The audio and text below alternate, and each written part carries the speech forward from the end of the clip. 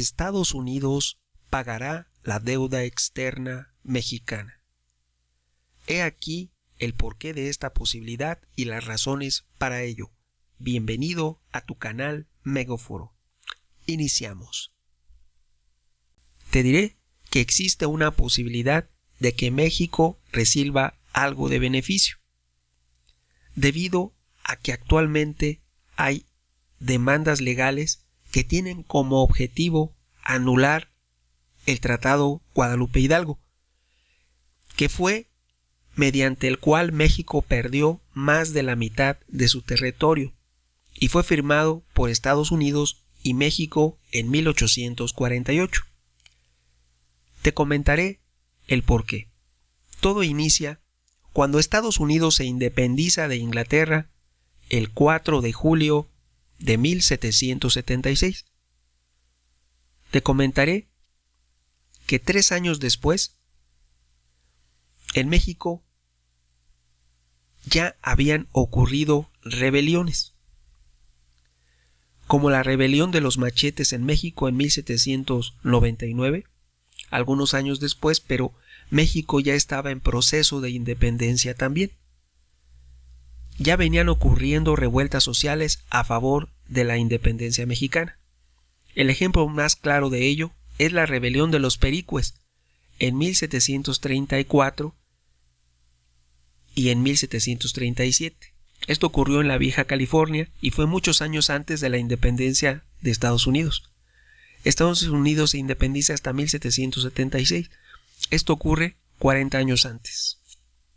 Es decir, ambos países, tanto México como Estados Unidos, luchaban por su independencia. Es claro que Estados Unidos lo consiguió antes.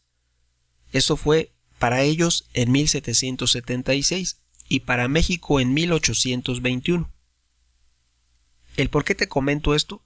Pues bien, estos años de diferencia, desde 1776 hasta 1821, esos 45 años de paz social y ventaja económica, le permiten a Estados Unidos fortalecerse como nación, mientras México está sumido en un conflicto interno, motivo de su independencia y de las luchas, porque México obtuvo su independencia luchando, no fue una independencia pacífica.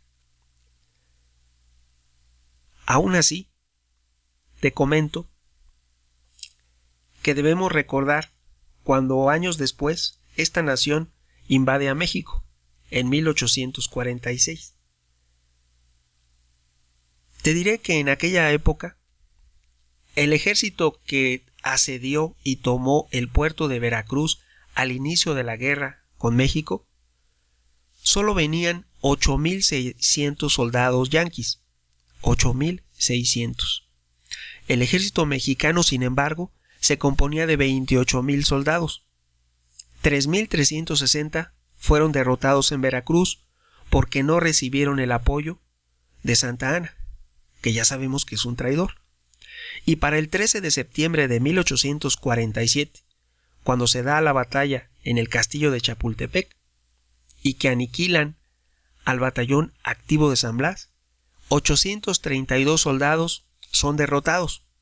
Aún así, Santa Anna rinde la Ciudad de México cuando contaba con un poderoso ejército mexicano de 19,650 elementos, que estaba apostado en la Ciudad de México. Y ese ejército contaba con 13,272 elementos de infantería, 5,800 de caballería y 518 de artillería, además de 40 piezas de artillería de diversos calibres y, algo clave, contaba con el almacén y la fábrica factoría, la armería de la Ciudad de México, en la Ciudadela. Teníamos una fábrica de parque y elementos balísticos y armamentísticos. México contaba con la Ciudadela y tenía ese grueso del ejército, 19,650 elementos. Así que la victoria norteamericana no es tal, no es una victoria. Es una rendición pactada por el traidor de Santa Anna, ya que con un ejército superior intacto, porque no estaba herido ni nada, estaba intacto ese ejército, de manera inexplicable, se rinde al pequeño ejército comandado por Winfield Scott, por ese soldadillo Winfield Scott, que ya no tenía parque, porque ya llevaba 2 años en territorio mexicano, sus armas estaban deterioradas, sus vehículos ya no funcionaban bien porque no podían traer refacciones desde Estados Unidos, les faltaban alimentos y parque, porque llevaban ya mucho tiempo en el territorio mexicano y no podían recibir refuerzos, alimentos y parques desde el Capitolio en Washington a más de 10,000 kilómetros de distancia. Cuando has de saber que un viaje en barco de vapor, porque en ese tiempo eran barcos de vapor, desde Washington a Veracruz, tardaban más de 2 meses en completarse. Imaginen ustedes si van a enviar alimentos y parque y va a durar el puro barco de vapor más de 2 meses. Todavía llegan a Veracruz y hay que trasladarlos hasta donde están peleando, sea en Puebla, en la segunda batalla de Puebla, o sea ya en la toma del castillo de Chapultepec. Era muy difícil la logística en ese tiempo. Actualmente estamos acostumbrados y pensamos en los vehículos de combustión interna, en aviones, helicópteros. No, en aquel tiempo todo era muy, muy lento. Y las armas no eran armas avanzadas. Eran prácticamente arcabuces. No eran rifles modernos como los actuales. Aún así, esos cañones y esos rifles provocaban daño y fortalecían o debilitaban al ejército que los poseyera. Así las cosas, en esas condiciones extrañas, Santa Anna accede y se firma el Tratado Guadalupe Hidalgo y perdemos de facto más de la mitad de nuestro territorio. Aquí pues se cumple el pacto de Santa Anna, traiciona a México.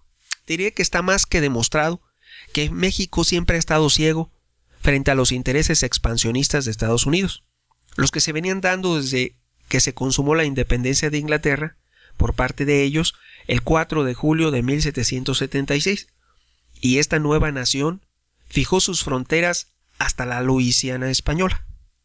Aquí una cuestión clave y que nos dice cómo iba a ser esa nueva nación. Inmediatamente el 4 de julio cuadruplica su territorio.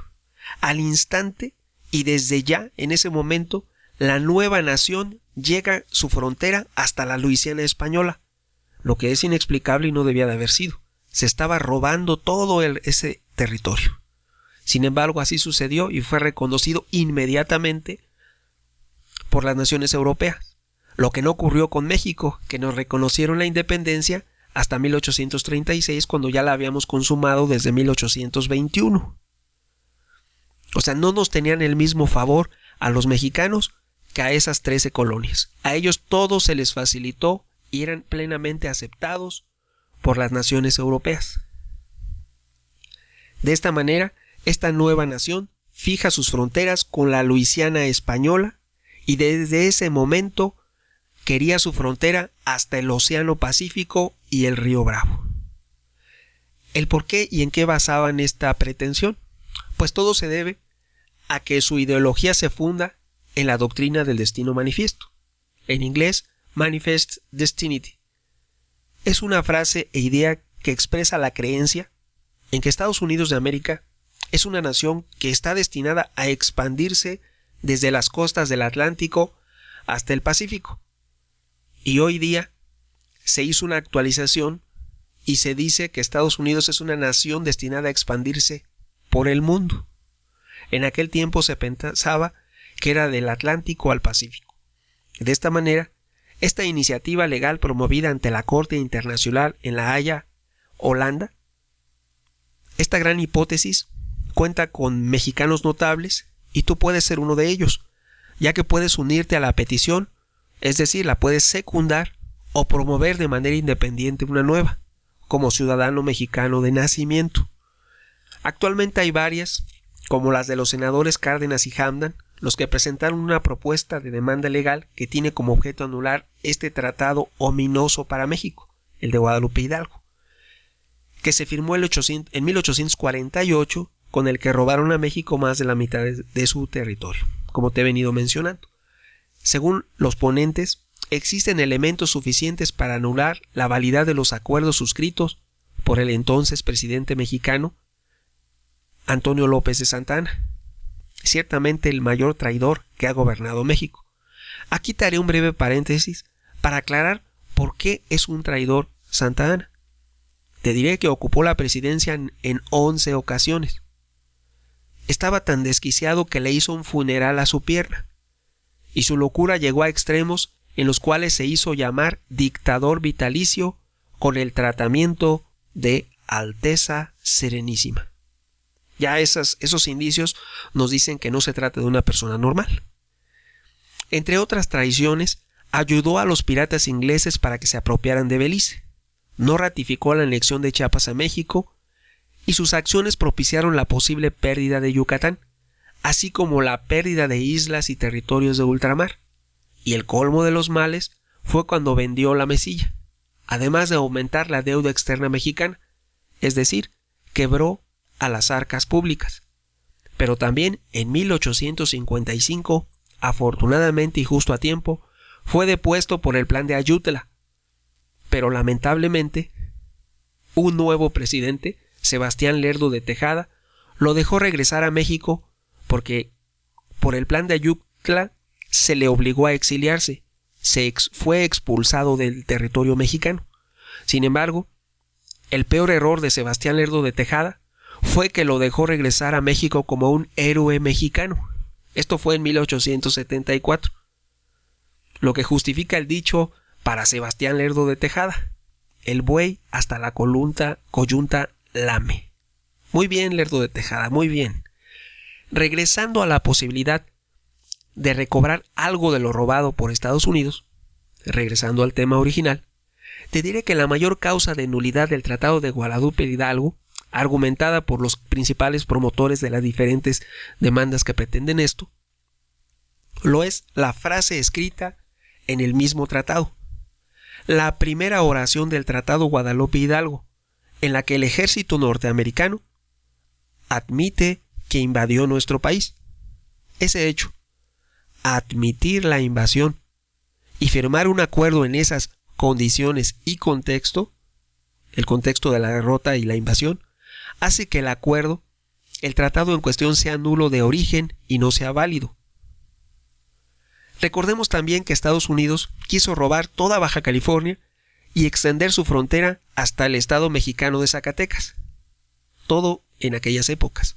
Fue así que en el año de 1845, el presidente de Estados Unidos, John Tyler, antes de iniciar la invasión y apropiación del territorio mexicano, John Tyler habló a su Congreso y dice que la doctrina del destino manifiesto se ha estado cumpliendo rigurosamente, pero aún faltan obtener más territorios de México para llegar hasta el Pacífico, y así inicia la invasión norteamericana sobre México.